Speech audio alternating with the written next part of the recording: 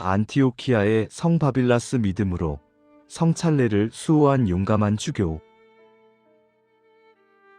사랑하는 구독자 여러분, 그리고 시청자 성도님들, 생각해 보십시오. 만약 지금 여러분이 가장 거룩하게 여기는 예배의 자리에 세상의 권력이 불경스럽게 침범하려 한다면 어떻게 하시겠습니까? 인간의 권력과 하나님의 권능이 정면으로 부딪히는 그 순간, 우리는 과연 어떤 용기로 맞설 수 있을까요?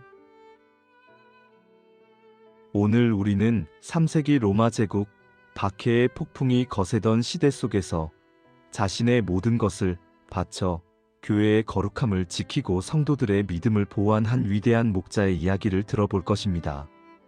그는 황제의 명령 앞에서도 단호히 예배당 문을 가로막았고 결국 그 불굴의 신앙으로 순교의 면류관을 얻었습니다. 그의 뜨거운 믿음은 오늘날에도 우리에게 진정한 용기와 헌신이 무엇인지를 가르쳐주고 있습니다. 그의 삶과 죽음을 통해 믿음의 가치가 세상의 어떤 권력보다도 강력함을 깨닫는 시간이 되기를 바랍니다. 기독교 순교사, 그 새로운 시간입니다. 성 바빌라스는 3세기 초 로마 제국의 중요한 동방 도시이자 초대교회의 역사에서 매우 중요한 위치를 차지했던 안티오키아에서 태어났습니다. 안티오키아는 바울 사도가 이방인 선교의 거점으로 삼았으며 그리스도인이라는 이름이 처음 불린 역사적인 곳입니다. 하지만 그가 살던 3세기 중엽은 이교 신앙이 여전히 강력한 로마 제국의 통치 아래 있었으며 그리스도교는 언제든 박해의 대상이 될 수 있는 위태로운 상황이었습니다. 바빌라스의 어린 시절과 성장 배경에 대한 자세한 기록은 많지 않지만 그는 독실한 그리스도인 가문에서 태어나 어려서부터 깊은 신앙심을 배우고 성장한 것으로 전해집니다.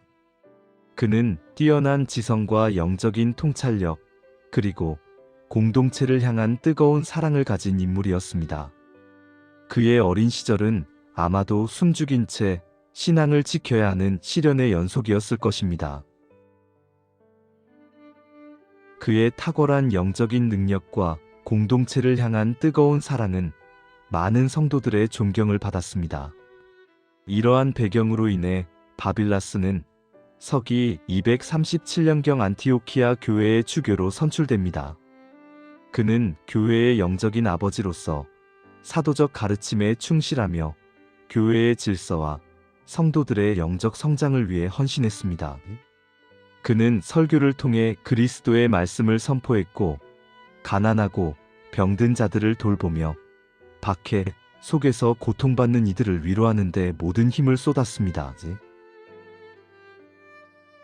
그의 목회는 교회를 단순한 종교기관이 아닌 사랑과 믿음이 살아 숨쉬는 공동체로 만드는 데 크게 기여했습니다. 그는 또한 이교도들에게 복음을 전파하는 데 주저함이 없었으며 그의 인격과 가르침을 통해 수많은 이들이 그리스도께로 돌아왔습니다. 그의 명성은 안티오키아를 넘어 주변 지역으로까지 빠르게 퍼져나갔습니다. 바빌라스는 교회가 단순히 건물에 갇힌 존재가 아니라 고통받는 이들 속에서 살아 숨쉬는 유기체임을 보여주었습니다. 바빌라스가 활동했던 3세기 중엽은 로마 제국이 잠시 그리스도인들에 대한 관용적인 태도를 보였던 시기였습니다. 특히 아랍 출신의 황제 필립은 244년 마이스 249년 재위 기간 동안 그리스도인들에게 비교적 우호적인 정책을 펼쳤습니다. 일부 전승에서는 황제 필립이 비밀리에 그리스도인이었다고 추정하기도 합니다. 이러한 시기에 안티오키아 교회는 평화를 누리며 빠르게 성장할 수 있었습니다. 주교 바빌라스는 이 시기를 활용하여 교회의 내실을 다지고 신자들의 믿음을 더욱 굳건히 하는 데 집중했습니다. 그는 신학 교육을 강화하고 구제 사역을 확장하며 박해의 시대가 다시 올 것에 대비하여 공동체의 영적 역량을 키워나갔습니다. 하지만 이러한 평화는 오래가지 못했습니다. 로마 제국의 통치는 언제든 예측 불가능한 변화를 맞이할 수 있었습니다. 마치 폭풍전의 고요함처럼 겉으로는 평화로워 보였지만 언제든 광풍이 몰아닥칠 수 있는 위태로운 상황이었습니다. 그리스도인들에 대한 잠시의 평화는 서기 249년 데키우스 황제가 즉위하면서 산산조각 났습니다. 데키우스 황제는 로마 제국의 오랜 영광을 되찾겠다는 강력한 의지를 가진 인물이었습니다. 그는 제국의 혼란을 그리스도인들의 불충과 전통 신앙의 쇠퇴에서 비롯되었다고 판단했습니다. 그리하여 데키우스 황제는 로마 제국 전역에 걸쳐 조직적이고 전면적인 그리스도인 박해를 시작했습니다. 황제는 모든 시민이 로마 신들에게 제물을 바치고 황제를 숭배했음을 증명하는 리벨루스라는 증명서를 제출하도록 강요했습니다. 이를 거부하는 자들에게는 가혹한 고문과 처형이 뒤따랐습니다. 안티오키아 역시 박해의 광풍이 맹렬하게 몰아닥친 곳이었고 주교 바빌라스는 이러한 암울하고 압제적인 시대에 자신의 공동체를 보호하고 진리를 전수해야 할 막중한 사명을 지녔습니다. 그의 어깨에는 교회의 운명뿐만 아니라 사랑하는 성도들의 생명과 영혼이 달려 있었습니다. 성 바빌라스의 순교는 역사상 가장 극적인 장면 중 하나로 기록되어 있습니다. 때는 데키우스 황제의 통치 기간, 안티오키아의 전염병이 창궐하자 황제는 로마 신들에게 제사를 지내기 위해 안티오키아를 방문했습니다. 황제는 자신이 이교도 신전에서 제물을 바친 후 거룩한 그리스도인의 예배당으로 들어와 주교 바빌라스와 성도들이 진행하는 성찬례에 참여하고자 했습니다. 그는 자신이 황제로서 어떠한 종교적 장소에도 들어갈 권리가 있다고 생각했습니다. 하지만 주교 바빌라스는 이교도 제단에서 제사를 지낸 황제가 하나님의 집인 교회에 들어와 성찬례를 더럽히는 것을 단호히 거부했습니다. 그는 교회의 문 앞에 굳건히 서서 황제를 막아섰습니다. 그의 얼굴에는 단호한 결의가 서려 있었고 그의 눈빛은 흔들림 없는 믿음으로 타올랐습니다. 바빌라스는 황제에게 하늘의 하나님을 거역하고 온갖 죄악으로 손을 더럽힌 자가 어찌 하나님의 거룩한 집에 발을 들여놓을 수 있겠습니까? 나는 이 거룩한 공동체를 황제의 불경한 발로부터 지킬 것입니다. 당신은 결코 여기에 들어올 수 없습니다. 라고 단호하게 선포했습니다. 그의 목소리는 나약한 한 노인의 것이 아니라 하나님의 권위와 교회의 존엄을 대변하는 천둥 같은 외침이었습니다. 이 자리에서 황제는 치욕감을 느끼며 물러날 수밖에 없었습니다. 한 사람의 용감한 주교가 로마 황제의 권위에 정면으로 맞서 승리한 역사적인 순간이었습니다. 이 사건은 안티오키아의 그리스도인들에게 큰 자부심과 용기를 주었으며 이교도들에게도 그리스도교의 강인함을 각인시켰습니다. 황제는 자신의 권위가 실추된 것에 대한 분노와 모욕감을 이기지 못했습니다. 안티오키아에서 돌아온 황제는 즉시 바빌라스를 체포하여 자신의 면전으로 끌고 오도록 명령했습니다. 황제는 그에게 로마 신들에게 제물을 바치고 신앙을 포기하면 모든 죄를 용서하고 이전보다 더 큰 명예와 부를 보장하겠다고 회유했습니다. 이교도 사제의 높은 직위를 약속하기도 했습니다. 하지만 바빌라스는 황제의 유혹과 협박에 조금도 흔들리지 않았습니다. 그는 총독 앞에서 담대하게 로마 신앙의 헛됨과 그리스도교 신앙의 진리를 역설했습니다. 로마 신들이 썩어 없어질 우상에 불과하다고 비판했습니다. 그의 침착하지만 확고한 신앙 고백은 황제를 더욱 격분하게 만들었습니다. 황제는 그의 목소리에서 인간적인 두려움 대신 신성한 권위가 느껴짐을 알고 어떻게든 그를 굴복시키려 했습니다. 황제 데키우스는 바빌라스를 굴복시키기 위해 가장 잔혹한 고문을 명령했습니다.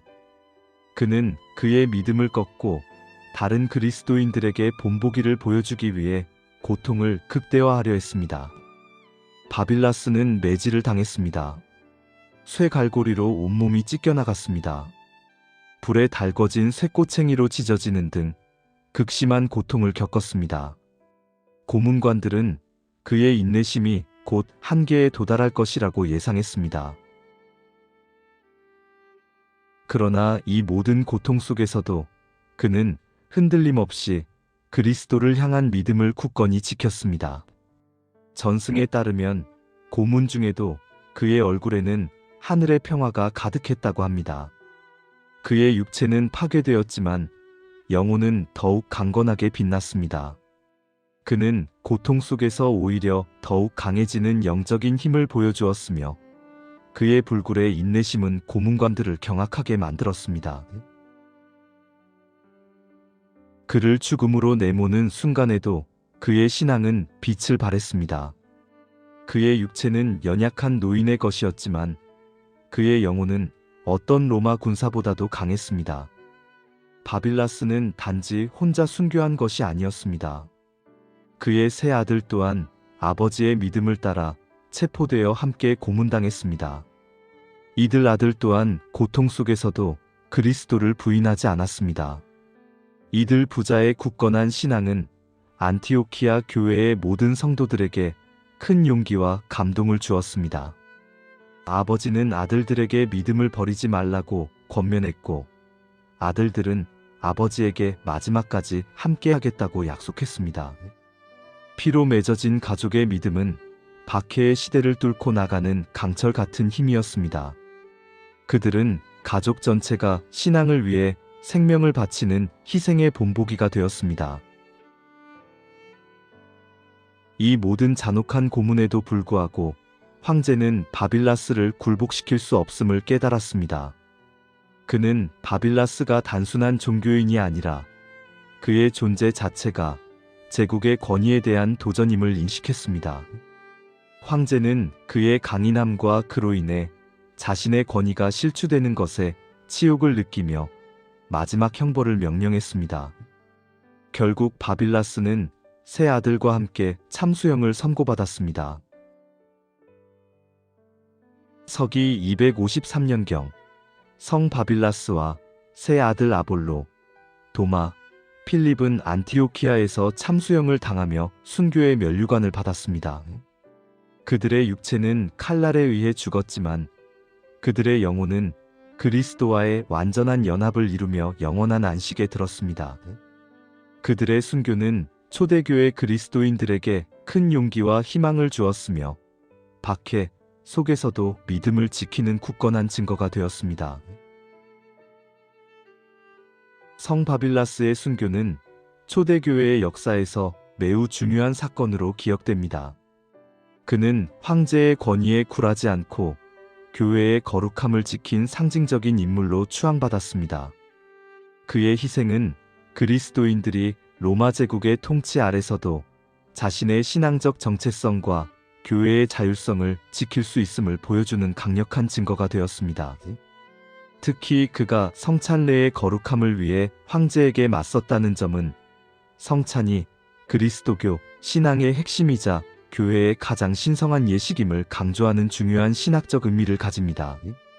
그의 무덤은 훗날 많은 성도들의 순례지가 되었으며 그의 신앙적 유산은 수천 년의 시간을 넘어 오늘날 우리에게까지 이어지고 있습니다. 그는 성찬례의 순결을 지키기 위해 죽음을 불사한 참된 목자였습니다. 그의 삶은 단순한 순교를 넘어 진정한 봉사와 희생, 그리고 무한한 사랑을 보여줍니다. 성 바빌라스는 죽음의 위협 속에서도 자신의 직무를 수행하며 그리스도의 사랑을 증거했습니다. 그는 모든 사람에게 조건 없는 사랑과 복음을 전하며 사회적 불평등과 경제적 장벽을 넘어 그리스도의 사랑을 실천했습니다. 그는 육체적인 질병뿐만 아니라 영적인 고통까지도 치유하려 했습니다. 그는 그리스도의 말씀에 따라 세상의 소금과 빛이 되었으며 그의 삶은 오늘날 우리에게 진정한 제자도가 무엇인지를 가르쳐주고 있습니다. 그가 보여준 목자의 정신은 오늘날의 모든 교회 지도자들에게 귀감이 됩니다. 안티오키아의 성 바빌라스의 영원한 유산은 오늘날 우리 시청자 성도님들에게도 어떤 시련과 역경 속에서도 믿음을 굳건히 지켜낼 용기를 줍니다. 또한 자신의 재능을 통해 그리스도를 담대하게 증거할 지혜를 깊이 되새기게 합니다. 성 바빌라스는 어두운 시대의 등대입니다. 치유와 믿음의 굳건한 수호자로 영원히 기억될 것입니다. 그의 용맹한 삶과 죽음은 고난받는 모든 이들에게 희망과 위로를 주는 불멸의 증거가 되며 영원한 생명을 향한 우리의 여정을 밝히는 빛이 됩니다. 그는 진정한 목자가 단지 교회를 운영하는 것을 넘어 성도 한 명 한 명의 영혼을 돌보는 자임을 온몸으로 보여주었습니다. 그의 이야기는 우리가 세속적인 욕망과 편견에 사로잡히지 않고 진정으로 가치 있는 삶을 살기 위해 무엇을 추구해야 하는지를 묻습니다. 돈과 명예를 초월하여 오직 사랑과 봉사로 가득했던 그의 삶은 오늘날 물질주의와 이기주의가 만연한 사회에 큰 울림을 줍니다. 우리는 그를 통해 그리스도인으로서 세상 속에서 어떻게 살아야 하는지, 그리고 우리의 재능과 능력을 어떻게 하나님의 영광을 위해 사용할 수 있는지를 배울 수 있습니다. 그는 목회자로서의 사명을 사용하여 예수님의 사랑 사역을 이어받았으며, 이것은 모든 직업인이 자신의 일터를 선교의 현장으로 만들 수 있음을 시사합니다. 성 바빌라스의 이야기는 모든 종류의 박해와 불의에 맞서 진리를 옹호하고 약한 자들을 돕는 용기를 일깨워줍니다. 그는 로마 제국의 거대한 권력 앞에서 나약한 개인처럼 보였을지라도 흔들림 없는 믿음으로 결국 승리했습니다. 그의 승리는 로마 황제의 승리가 아니라 그리스도의 복음이 승리했음을 증명하는 것이었습니다. 그는 오늘날까지도 교회 지도자들과 성도들의 귀감으로 남아 고통받는 모든 이들에게 위로와 희망을 전합니다. 그의 이야기는 영원히 기억될 것입니다. 그의 정신은 그리스도 안에서 하나 된 공동체의 힘을 보여주는 생생한 증거가 됩니다. 그의 죽음은 결코 헛되지 않았습니다. 오히려 그의 순교는 안티오키아 지역을 넘어 로마 제국 전역에 걸쳐 그리스도교가 더욱 확산되는 계기가 되었습니다. 사람들은 그의 용감한 저항과 불굴의 신앙을 보며 그리스도의 복음이 진정한 구원의 길임을 확신했습니다. 그의 무덤은 곧 성지가 되었고 수많은 병든 자들이 그의 무덤을 찾아 치유를 구했다고 전해집니다. 그의 유해는 훗날 이탈리아로 옮겨져 보존되었으며 그의 신앙적 유산은 수천 년의 시간을 넘어 오늘날 우리에게까지 이어지고 있습니다. 그의 이야기는 로마 박해 시대의 교회 역사에서 가장 감동적인 페이지 중 하나로 기록되어 있습니다. 성 바빌라스의 삶과 순교는 우리가 믿음 안에서 어떻게 살아가야 하는지에 대한 명확한 지침을 제공합니다. 그것은 자신의 삶을 통해 그리스도의 사랑을 증거하고 고통받는 이웃을 섬기며 어떠한 시련에도 굴하지 않고 진리를 수호하는 것입니다. 그는 우리에게 진정한 용기가 육체적인 힘만을 의미하지 않으며 영혼의 굳건함이 진정으로 영원한 승리임을 일깨워줍니다. 그는 죽음 앞에서도 자신의 양떼를 버리지 않은 참된 목자의 표상이었습니다. 이 위대한 주교 성 바빌라스는 어두운 시대의 등대입니다. 신앙과 목회적 헌신의 굳건한 수호자로 영원히 기억될 것입니다. 그의 용맹한 삶과 죽음은 고난받는 모든 이들에게 희망과 위로를 주는 불멸의 증거가 되며 영원한 생명을 향한 우리의 여정을 밝히는 빛이 됩니다. 그는 진정한 목자가 단지 교회를 운영하는 것을 넘어 성도 한 명 한 명의 영혼을 돌보는 자임을 온몸으로 보여주었습니다. 사랑과 섬김, 그리고 말씀으로 교회를 이끈 안티오키아의 성 바빌라스처럼 우리 시청자 성도님들도 어떤 상황 속에서든 흔들림 없는 믿음으로 우리의 삶을 통해 그리스도를 증거할 수 있기를 바랍니다. 그의 이야기가 우리 모두의 삶과 사역에 깊은 영감과 용기가 되기를 간절히 소망합니다. 시청해주셔서 진심으로 감사합니다. 구독과 좋아요는 다음 영상 제작에 큰 힘이 됩니다.